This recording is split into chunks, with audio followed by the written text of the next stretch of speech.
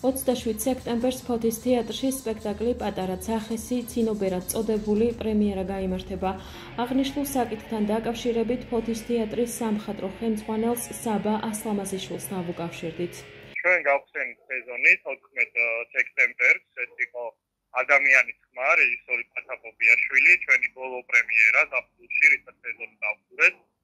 ამასობაში ზაფხულში ვიყავით ესტონეთში, თავისუფლების ფესტივალზე, სპექტაკლის ანასტომენტი, რომელმაც ძალიან დიდი წარმატება და მოდონება დაიმსახურა ესტონეთში.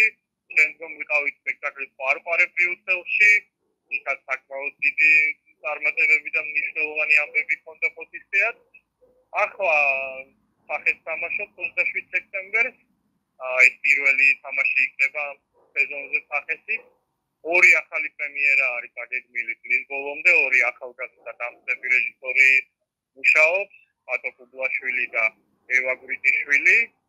ერთი პრემიერა შედგება ნოემბრის დასაწყისში, მეორე პრემიერა შედგება დეკემბერში და ამ მხრივად ძალიან მნიშვნელოვანი სეზონია, რომ ორი ახალგაზრდა დამწყები რეჟისორი გახსნის, ასე ვთქვათ, საპრემიერო ჩვენებებს ჩვენს თეატრში. წლის ბოლომდე ჯერჯერობით ეს არის დაგეგმილი სარეპერტუარო სპექტაკლები და ორი ახალი პრემიერა. მომავალ წელს უკვე იგეგმება ისევ ქვეყნის გარეთ გასტროლები, სხვადასხვა მიმართულებით, საერთაშორისო პროექტები და ამ ყველაფერზე უკვე ალბათ იანვრიდან უფრო დეტალურად შემეძლება საუბარი. ამ ეტაპზე ესეთია მოწმობა და წელსაც საკმაოდ მნიშვნელოვანი და საკმაოდ საინტერესო სეზონი გველოდება, მით უმეტეს ძალიან ახალგაზრდული ესე მგონია, რაც მნიშვნელოვანია ამ თეატრისთვის და ზოგადად ქართული თეატრისთვის.